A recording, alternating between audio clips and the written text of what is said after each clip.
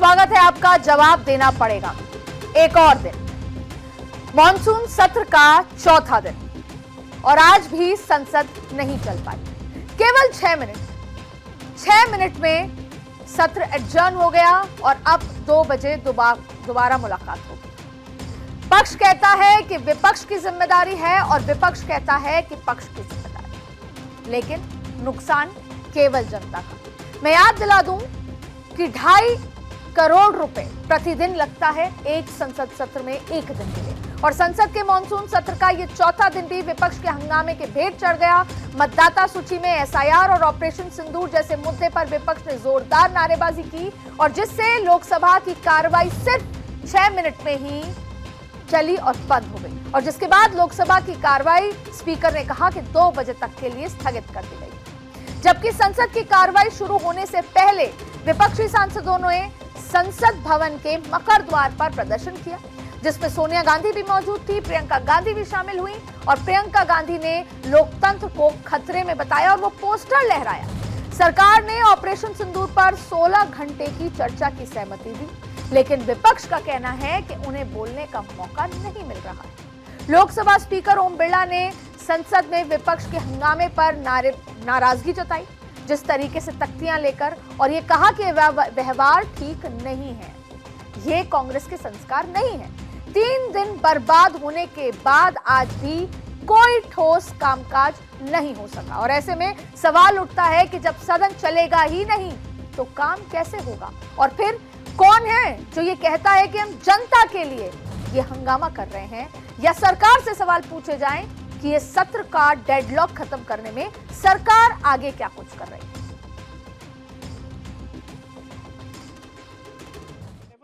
To speak, whenever the opposition leaders want to speak, they are not allowed to speak.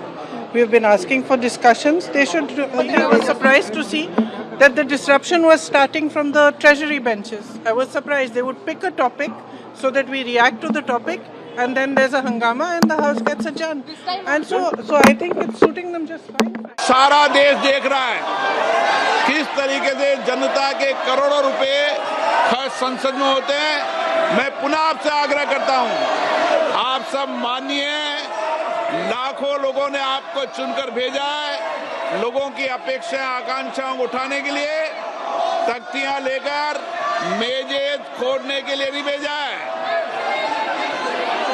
मैंने पुनः आपसे आग्रह किया है, आप अपने अपने आसन पर जाएं, प्रश्नकाल के बाद नियमों के तहत आपको हर मुद्दे विषय पर बोलने दिया जाएगा। मैं फिर कह रहा हूं, तख्तियां लेकर आने पर सदन नहीं चलेगा।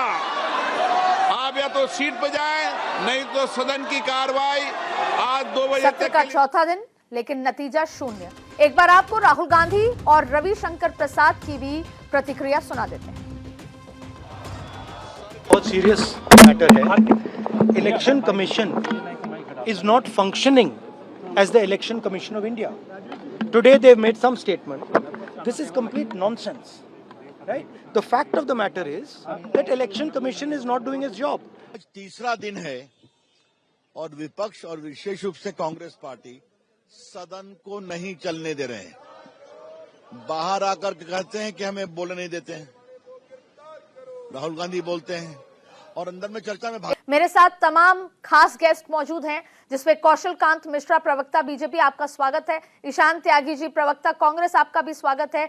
सारिका पासवान, प्रवक्ता आरजेडी, और मनोज दास मनु, प्रवक्ता जेडीयू, आप सभी का बहुत बहुत स्वागत है। सबसे पहले मैं बीजेपी के प्रवक्ता के पास जाऊंगी और उनसे चर्चा करूंगी।